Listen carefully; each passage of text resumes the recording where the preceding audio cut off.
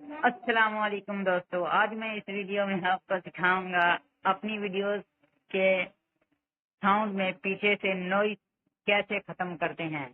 तो इसके लिए आपको इस ऐप की जरूरत पड़ेगी।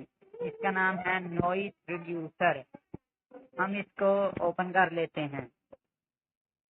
जैसा कि ये आपके सामने ओपन हो चुका है और हम इंपोर्ट फाइल फिर वीडियो ऑडियो रिकॉर्ड, हम वीडियो पर क्लिक करेंगे और यहाँ से अपनी कोई वीडियो ले लेते हैं। जैसा कि मैं ये वीडियो ले लेता हूँ। ये प्रोसेस है।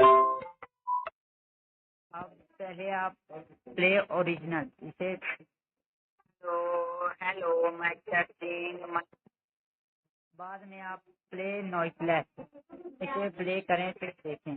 Hello hello mike testing. इसमें दोस्तों शोर नहीं है तो इसे आप सेव फाइल पर क्लिक करेंगे तो सेव कर लेना इसे। आपकी फाइल अब सेव हो चुकी है। तो फ्रेंड्स, अगर मेरी वीडियो अच्छी लगी हो तो वीडियो को लाइक और चैनल को सब्सक्राइब कर दें। शुक्रिया।